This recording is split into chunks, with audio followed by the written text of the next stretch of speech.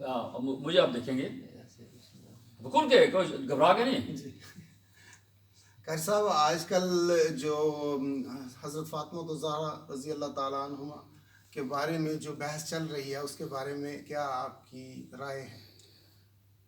بسم اللہ الرحمن الرحیم. آپ نے بڑا اچھا کوشچن کیا ہے نوید بھائی. بات یہ ہے کہ سیدہ طیبہ طاہرہ زاہدہ خاتون جنت سیدہ فاطمہ الزہرا سلام اللہ علیہا میرے آقا صلی اللہ علیہ وسلم کے جگر کا ٹکڑا ہیں. میں تو حیران ہوں ان علماء پر، خصوصاً جس عالم دین نے جن کا نام ڈاکٹر اشرف جلالی صاحب ہیں. انہوں نے ایک جملہ کہا جو ان کو کہنے کی ضرورت نہیں تھی، کوئی موضوع نہیں تھا.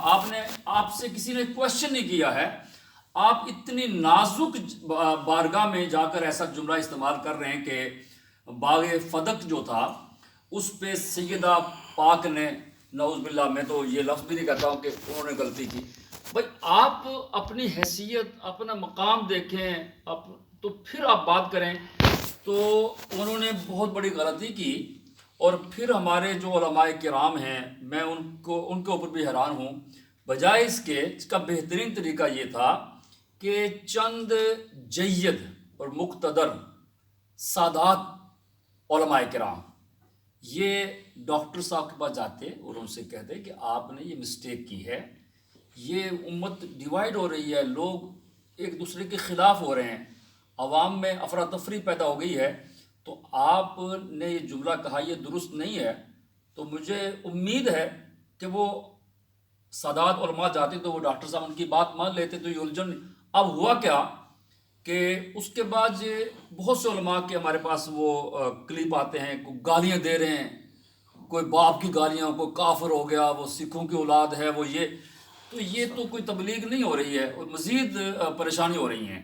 تو میں تو یہی کہوں گا سیدہ میرے آقا صلی اللہ علیہ وسلم کے جگر کا ٹکڑا ہے، ان کے بارے میں بات کرنے سے پہلے لاکھ بار سوچنا چاہیے.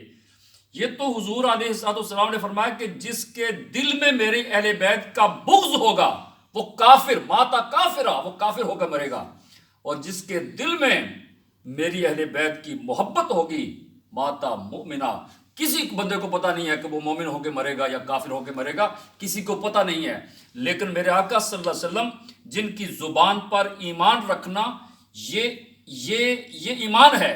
یعنی کہ اگر حضور کو جج تسلیم نہیں کرتا تو لا یؤمنون. قرآن کہتا ہے کہ اے میرے محبوب صلی اللہ علیہ وسلم تیرے رب کی قسم جو ہر معاملے میں تجھے اپنا حاکم تسلیم نہ کرے وہ مومن نہیں ہو سکتا ہے.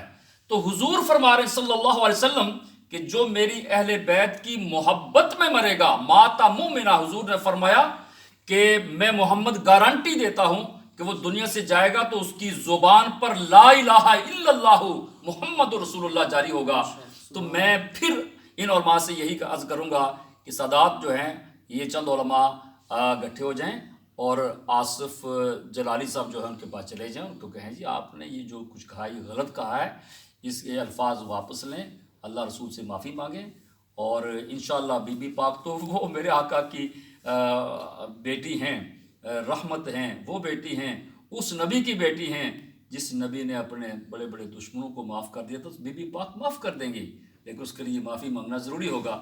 یہ میرے ذہن میں بات آئی تو آپ کے سوال کا جواب جو میں دے سکا، جو مجھے آتا تھا وہ عرض کر دیا.